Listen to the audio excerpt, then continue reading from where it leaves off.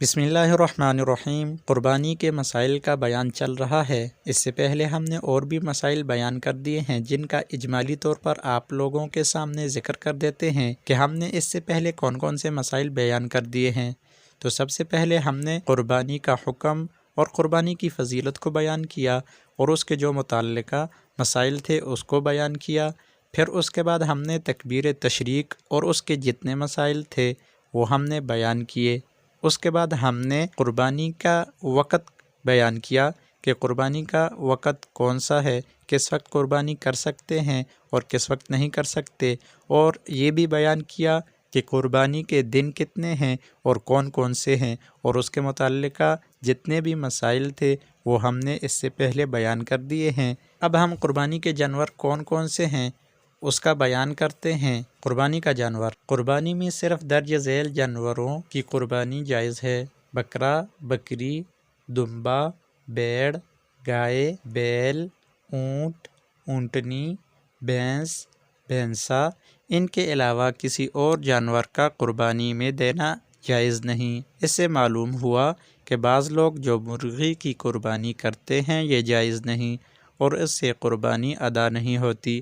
اگرچہ ایسا بہت کم ہوتا ہے، لیکن پھر بھی اگر ایسا ہو اور آپ کے علم میں آئے تو آپ کسی کو بتا سکتے ہیں کہ مرغی ذبح کرنے سے قربانی کے دنوں میں قربانی ادا نہیں ہوگی۔ یہ جو اوپر ہم نے جانور بیان کیے، ان جانوروں میں سے جو وحشی یعنی جنگلی ہوں ان کی قربانی بھی جائز نہیں۔ بکرا، دمبا، بھیڑ ایک ہی شخص کی طرف سے قربانی کیا جا سکتا ہے۔ گائے، بیل، بھینس، اونٹ 7 آدمیوں کی طرف سے ایک کافی ہے، بشرطیہ کہ سب کی نیت ثواب کی ہو، کسی کی نیت محض گوشت کھانے کی نہ ہو۔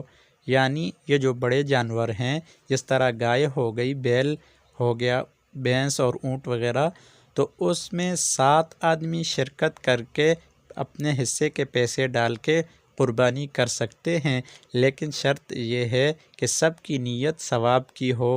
اگر کسی ایک کی بھی نیت گوشت کھانے کی ہوئی تو پھر کسی کی بھی قربانی نہیں ہوگی۔ اس سے معلوم ہوا کہ محض گوشت کھانے کی نیت سے اگر کوئی شریک ہو جائے تو نہ اس کی قربانی ہوتی ہے اور نہ دیگر حصہ داروں کی قربانی ہوتی ہے۔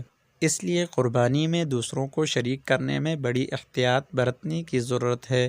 آدمی پہلے چھان بین کر لے اور ان پر اعتماد ہو کہ یہ صرف اور صرف خالص اللہ کی رضا کے لیے قربانی کر رہے ہیں، تو دیکھ کر ایسے لوگوں کو اپنے ساتھ شریک کرنا چاہیے، کیونکہ یہ بہت ہی احتیاط کا معاملہ ہے اور ایک اہم عبادت ہے۔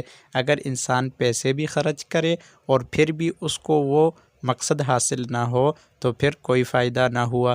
اس لیے اس میں احتیاط برتنے کی بہت زیادہ ضرورت ہے۔ اگر کوئی قربانی میں شریک ہونے والا غیر مسلم ہو، جیسے عیسائی، ہندو، تو کسی کی بھی قربانی جائز نہیں ہوگی، کیونکہ قربانی کی شرائط میں ایک شرط یہ بھی ہے کہ مسلمان ہو۔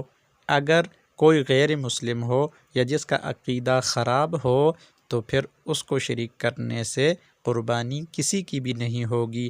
ایک شخص کی وجہ سے اگر سب کی قربانی خراب ہو جائے تو اس سے بہتر ہے کہ ایسے شخص کو اپنے ساتھ شامل ہی نہ کیا جائے۔ تو اللہ تعالیٰ سے دعا ہے کہ اللہ تعالیٰ ہمیں قربانی کے مسائل کو صحیح طور پر سیکھ کر، سمجھ کر قربانی جیسی اہم عبادت کو ادا کرنے کی توفیق نصیب عطا فرمائے، اور اللہ تعالیٰ ہم سب کو دین اسلام پر استقامت نصیب عطا فرمائے۔